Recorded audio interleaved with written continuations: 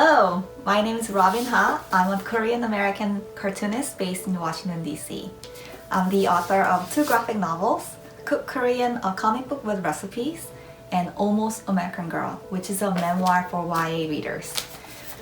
So I was born in Seoul, South Korea in 1981. My mother and I immigrated to Alabama when I was 14 in 1995. The whole journey of becoming a Korean American is depicted in my graphic novel memoir, Almost American Girl, which has been nominated for Harvey Award and also a Walter Award honoree. So back in the days, cartoonists made comics with pen and paper. But these days, most illustrator and artists and graphic novelists are expected to hand in their final pages in JPEG or other digital media. So a lot of us are actually turning into digital artists.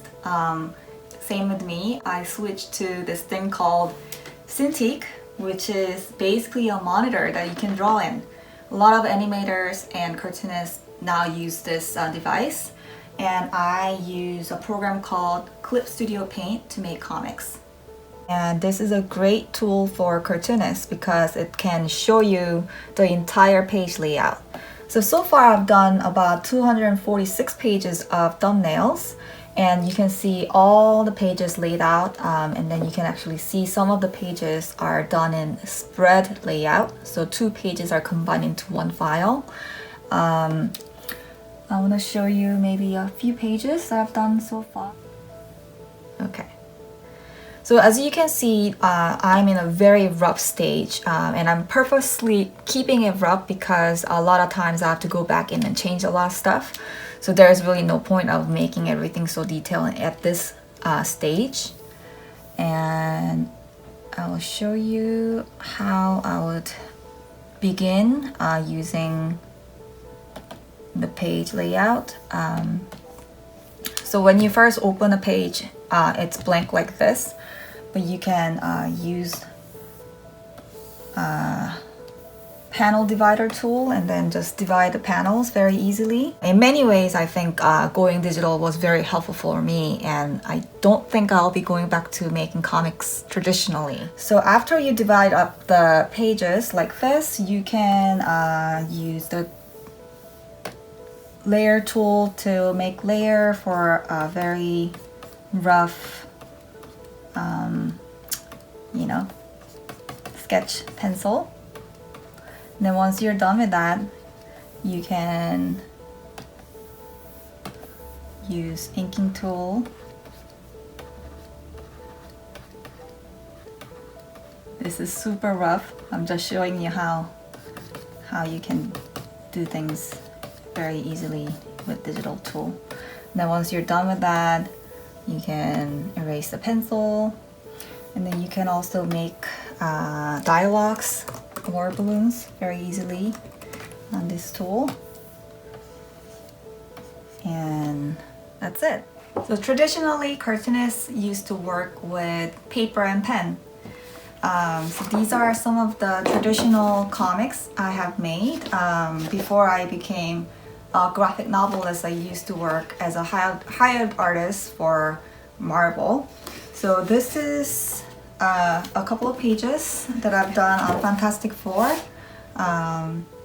So you can see this is a thick Bristol board. It has already printed a blue guideline, and I have used inking tools like this.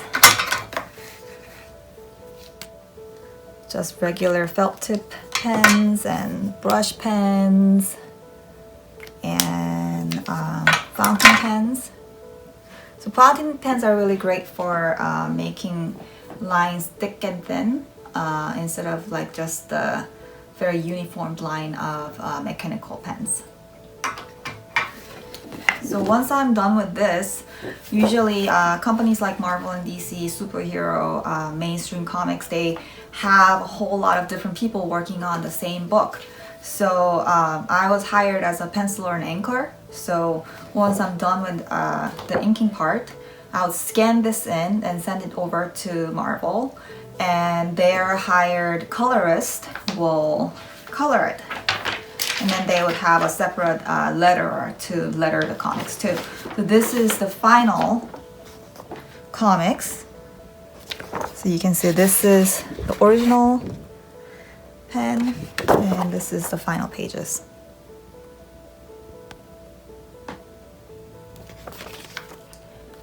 I grew up in Seoul, South Korea, reading and drawing comics. I loved comics so much that I couldn't think of anything else to do with my life than becoming a cartoonist. I continued on that journey even after I moved to America. And when I got out of school and I began to look for a freelance gig as a cartoonist, I realized there aren't that many stories that I want to draw.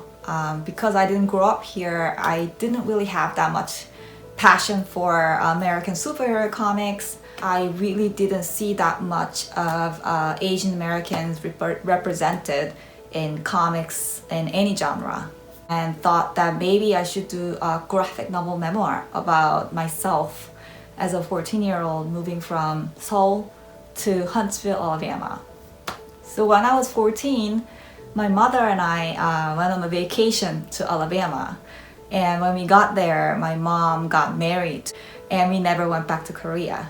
So that couple of years of being in America as a foreign person who doesn't speak any English was an extremely difficult time, but also it made me who I am now and really completely changed my life. I know a lot of people who are from Korea or other Asian countries who had a very similar experience as I had, but none of that experience was represented in comics or in novels or in movies, nowhere. So I thought it was a pretty good subject matter that I can dive into as an artist. I shopped it around with an agent, and it was really extremely difficult for me to find any publisher for it. Even though a lot of them liked my story, it was basically that I wasn't really a well-known cartoonist, and it was not sure bet for a lot of publisher to publish a comic book like that. So I was getting a lot of rejection letters, and it was very depressing. So to kind of ease my mind of all the anxiety and uncertainty about how well I can actually live as a cartoonist, I started to cook a lot and cooking Korean food mainly. I started making recipe comics every week as a side project, and I put it on Tumblr. And at the time, it was nothing more than just a hobby, something fun, creative that I can do other than the pitches that I was working on. And I had really no expectation of where it can go.